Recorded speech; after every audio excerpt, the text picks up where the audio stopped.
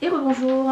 Alors, maintenant que vous avez l'histoire de Willy et de Myriam, les aventuriers enquêteurs, et que vous avez fabriqué tous les accessoires sur la deuxième vidéo, sur cette troisième vidéo, je vais vous donner les étapes de l'escape game. Voilà, donc la façon de jouer, en sachant que je me suis trompée tout à l'heure, j'arrêtais pas de vous dire fiole en parlant de cette petite chose. En fait, non, c'est l'étui, hein, on est bien d'accord.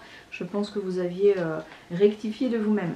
Alors, première énigme, ça va être la plaque. Donc les enfants, je vous rappelle, doivent retrouver tous les chiffres qui manquent et remplacer les points d'interrogation. Donc pour le premier chiffre à trouver, donc à chaque fois ce sera des énigmes, il y aura 3 réponses, 1, 2 ou 3, ils devront donner donc 1, 2 ou 3 à la place des points d'interrogation. Alors premier chiffre, comment être certain qu'un congélateur a bien fonctionné durant une longue période d'absence? Réponse 1, il suffit de demander aux voisins de venir vérifier tous les jours. Réponse 2, il suffit de mettre un verre d'eau gelée retourné dans un bol large. Au retour, s'il est toujours gelé et que c'est que le congélateur a bien fonctionné, si l'eau est gelée mais qu'elle a coulé dans le bol, c'est qu'il y a eu une coupure d'électricité à un moment ou à un autre. Réponse 3, il suffit de regarder si des paillettes se sont formées sur les sacs de denrées ou si des gouttelettes ont gelé sur les bords du congélateur. Voilà, donc la bonne réponse donne le premier chiffre. Deuxième chiffre, que veut dire l'expression garder son sang-froid? Réponse 1, attendre que la viande du rôti soit froide pour la manger, cela viendrait du Moyen-Âge. Réponse 2, c'est une expression utilisée par les plongeurs sous la glace pour dire qu'ils se préparent à la plongée. Réponse 3, cela signifierait rester calme en toutes circonstances, éviter de s'emporter. Cette expression serait liée à la température du sang, donc du corps. Cette dernière est très révélatrice des émotions. Avoir le sang qui bout, c'est être très en colère, donc garder son sang-froid, c'est rester calme. Le troisième chiffre, cette fois-ci c'est une énigme. Ne vous fiez pas aux apparences. Jeanne a 30 ans de plus que sa fille Élise. Et à elles deux, elles ont 36 ans. Quel âge a Élise? Réponse 1, 3. Réponse 2, 6 ans. Réponse 3, 9 ans. Réponse 1, 3 ans. Réponse 2, 6 ans. Réponse 3, 9 ans. Avant-dernier chiffre de la plaque. Pourquoi les feux de signalisation sont-ils verts, orange et rouge? Réponse 1. Parce que ces couleurs ne posent pas de problème aux daltoniens. Réponse 2. Parce que le rouge, l'orange et le vert signifient le danger ou l'absence de danger dans la vie de tous les jours. Ces couleurs sont aussi celles qui se distinguent le mieux dans le brouillard. Réponse 3. Parce que l'on a voulu représenter le feu trop mûr, le feu à point et le feu pas assez mûr. Dernier chiffre de la plaque à trouver. Comment retirer rapidement l'odeur nauséabonde d'une éponge? Réponse 1, en la jetant à la poubelle. Réponse 2, ce sont les microbes qui donnent ces mauvaises odeurs. Si vous plongez votre éponge dans un bol d'eau et mettez le tout 1 minute au micro-ondes, cela tue tous les microbes. Réponse 3, en la mettant dans de l'eau froide et en récitant cette incantation, à bas les mauvaises odeurs, même mes pieds sentent meilleurs. Voilà, une fois que les enfants vous proposent leur plaque, et si elle correspond bien à la vôtre, vous pouvez leur donner la possibilité de continuer l'escape game. Soit vous faites le petit bonus, soit vous passez directement à la deuxième énigme. Alors le petit bonus, étant donné que Willy et Myriam n'ont pas vu les deux lettres et l'avant-dernier chiffre, le premier chiffre de la dernière série de la plaque, les enfants peuvent du coup vous les faire deviner à vous. C'est-à-dire qu'ils vont décider de 2 lettres et d'un chiffre et ils vont devoir vous les faire deviner. Ils auront un quart d'heure pour trouver la façon de vous les faire deviner. Alors par exemple, ils peuvent faire une devinette avec 3 réponses, ils peuvent cacher une lettre quelque part pour vous la faire trouver, ou ils peuvent dessiner une lettre avec leur corps, avec l'alphabody, vous savez.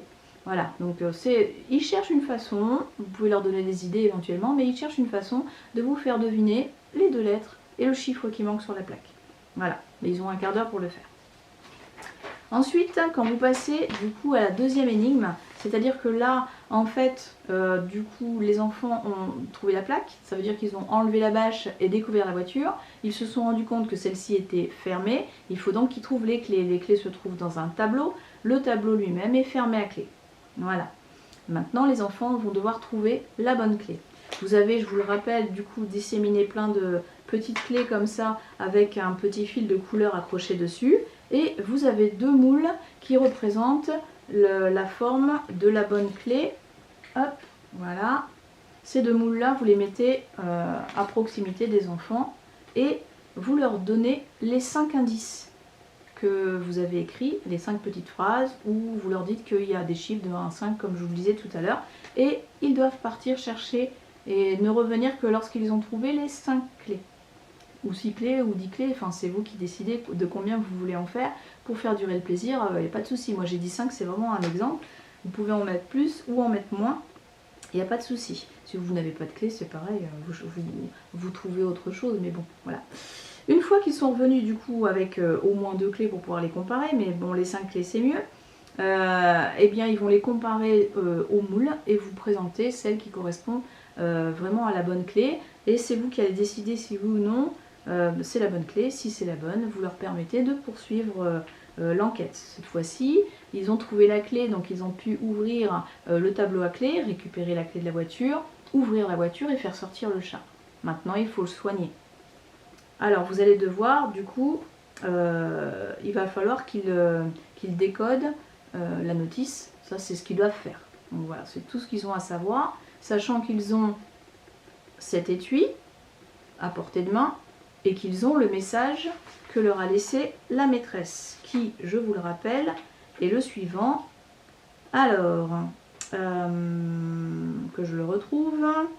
Pour ne pas trembler avant l'application du produit, vous devez vous masser les mains. Donc les enfants vont se masser les mains. Tournez la tête. Vous leur dites bien, regardez bien autour de vous. Tournez la tête pour se relaxer les cervicales.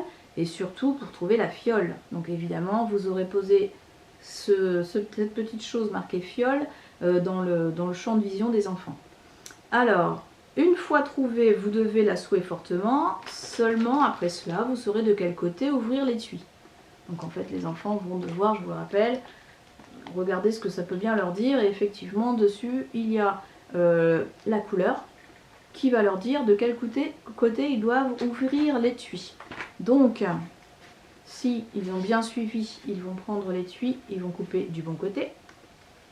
Une fois qu'ils auront coupé, ils vont pouvoir avoir accès au message qui donc était accroché de l'autre côté. S'ils avaient coupé le bleu, ils auraient coupé le message. Ils n'auraient pas eu toute la notice. Voilà. Et une fois qu'ils ont le message, ils le lisent et là, c'est illisible. Qu'est-ce que c'est donc? Qu'est-ce que c'est donc? Et là, ben, c'est à eux d'essayer de le décoder et peut-être qu'ils auront l'idée de le mettre devant une glace et ce message leur dira bravo, vous allez sauver Missy, la seringue est sous l'évier. Et vous aurez placé la seringue sous l'évier. Le tour est joué, les enfants auront sauvé le chat et vous aurez occupé vos enfants pendant un petit bout de temps. Voilà, allez, au revoir, à la prochaine.